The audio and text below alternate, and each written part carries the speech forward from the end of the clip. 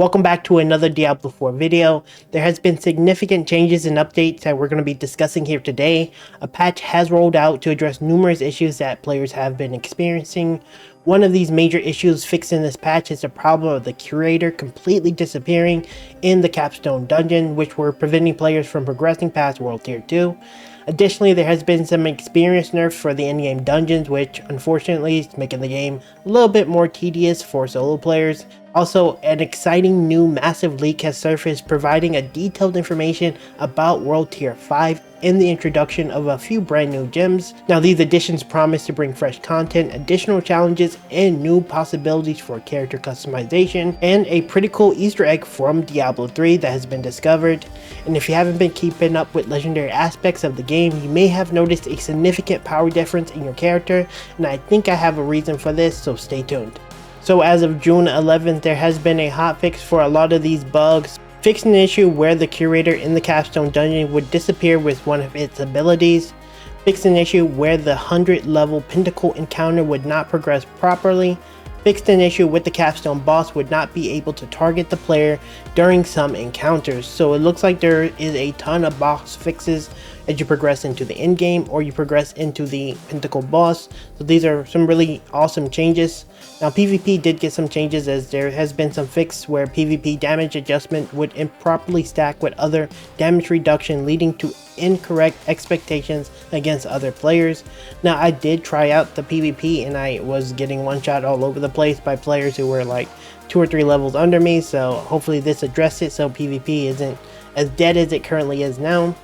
Dungeons, further adjustments to elite monster spawn rates, which we're going to go over in a second because players have been, giving some feedback for this, and addressing an issue where party members who failed a nightmare dungeon would end up in separate instances of a new nightmare dungeon, fixing an issue where players could receive credit for nightmare dungeons when other party members were completing normal dungeons, and some minor stuff like item fixes where drops would drop in lower world tiers, and further stability and fixed improvements to the overall performance of the game. Now, while a lot of these were definitely needed, let's jump into the response in relation to the further adjustment to elite monster spawn rate in dungeons, because there has been a lot of responses from redditors, and let's start off with this one.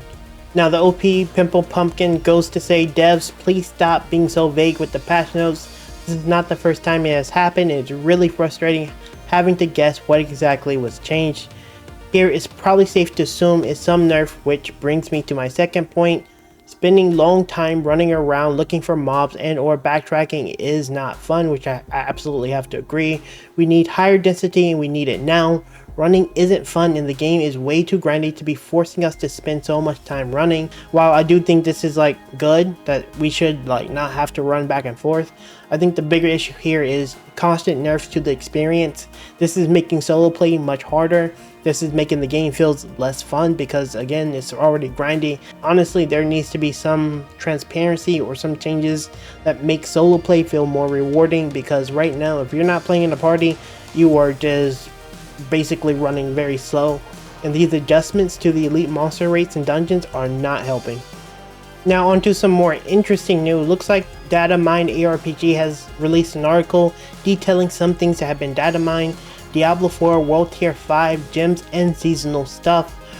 Now it goes on to read, World Tier 5 is in the works. While this is all considered speculation at this point, I did find evidence of World Tier 5 being in the works, and as shown in the image above. This is the actual artwork currently available for World Tier 5, but it may not be the final and could be used for testing purposes only. Unfortunately, the name of the difficulty and the details of the benefits are unknown. So if we look at the image here, this does kind of coincide with what we've seen in the past of other leaks. This could be tested stuff, but it does look like it could be pretty accurate, as there are some gem tiers missing. If you ever played any of the previous Diablo titles, you know that there are some other tiers that's a little bit different. You get to perfect and stuff like that, so we are in flawless to my understanding, so definitely missing some gems. Continuing the article, in addition to the images, the data also provide a clear hint of the existence of World Tier 5, as there is already a marker placeholder that will likely point towards the Capstone dungeon in the Fracture Peak to be unlocked. So another Capstone dungeon, which will unlock World Tier 5, which is probably going to be in the Fractured Peaks. Now, I do like having a higher World Tier, but I'm not sure how much I really want this to keep pushing, because at the moment, World Tier 3 kind of felt like I just kind of skimmed past it just to get to World Tier 4 so I can perfect my gear.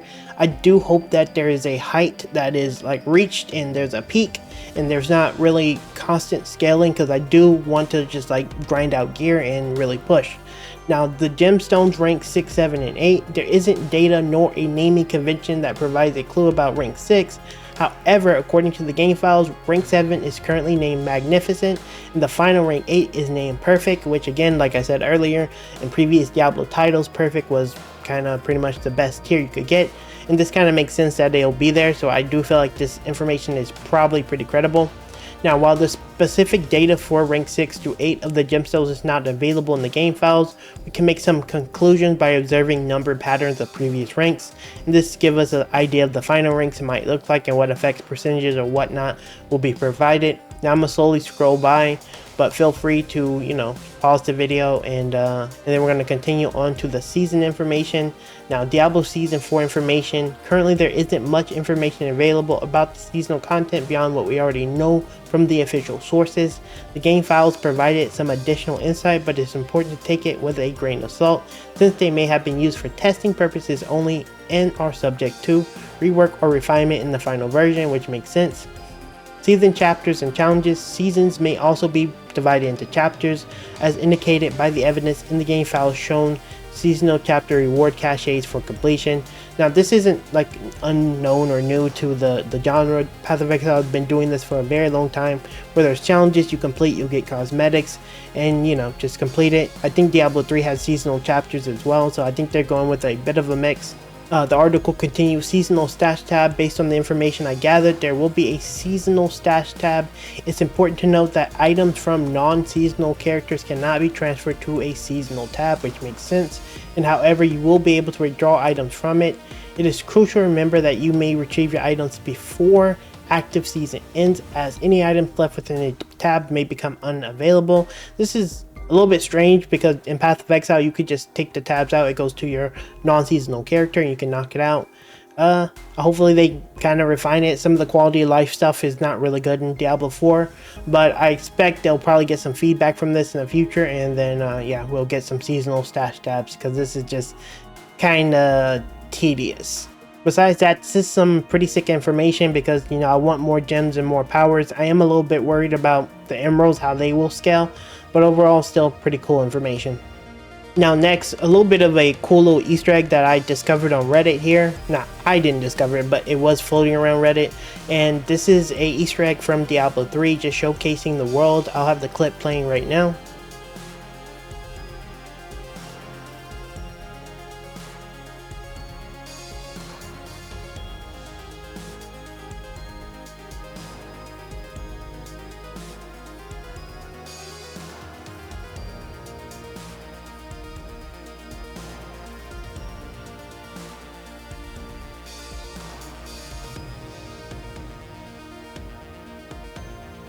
And as you can see, it's pretty cool. You know, I love whenever games play homage to past titles, and it's kind of, you know, it's pretty unmistakable. You know, this is the fractured world. I'm curious to know what happened here. Probably something Mathiel related, but yeah, really cool little Easter egg. I love seeing stuff like this.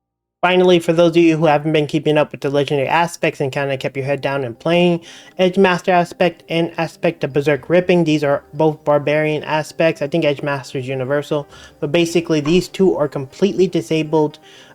According to the community manager, we have temporarily disabled Edge Master aspect and aspect of Berserk Ripping from the game while the team works to resolve some issues with these specific affixes. Items that currently use these affixes will be usable but will no longer proc until they have been re-enabled. So if you have noticed a significant power difference or not being able to actually add these aspects to your gear, this is why. Apparently there has been some form of exploit with these, giving them like insane power. Now the community manager does go on to say, we will update the community once we release the hold on these legendary aspects, but there has been some feedback on Twitter which I kind of agree with, and so let's jump into that. Now Mr. Liquid did respond by saying, why disable it when people are actively playing the game? and also still participating in the race. For those who are not aware, there is a hardcore race to 100, and a lot of players have already completed it. Now some of these players are really great players and they were already going to complete it, but it does feel bad when you're trying to compete, especially solo, and you're constantly getting nerfs. Barbarian has been getting constant nerfs since the start of the race, and it's been making it, you know, relatively difficult to consistently push. Why not just wait for when we have a fix ready and then send a patch as the race is over? It feels really bad waking up every day to another part of the game gone. Now Adam responds by saying, because there is an exploitable bug that players can use and we would prefer no one do it that while we address it. Now I definitely understand where both of these people are coming from. From the perspective of a player, it really sucks that every time I wake up, I'm getting weaker and weaker. My aspects are gone. Whirlwind's nerfed. Not that I love Whirlwind or anything, but you know, it's getting nerfed again, while players who already completed it has already took advantage of these bugs. Also, Adam Fletcher, I do understand his point. He just want to get it done before the launch of Season 1. Honestly, I think the biggest problem is just the race as a whole. It just hasn't been planned out very well, with, you know, the early access, the players playing early, people having knowledge in the race. Now this, where bugs are constantly being exploited, XPs being very centered towards team play versus solo play. It's just not a really good launch in terms of the race situation. I really wish they had waited until Season 1 to do this race event. They were really keen on getting this out for, I guess, pre-order reasons, but yeah, this is pretty disappointing. Now that's going to pretty much wrap up this video. Let me know what you think down in the comments. I'm going to be continuing to do things like this every day, give you guys valuable updates on Diablo 4.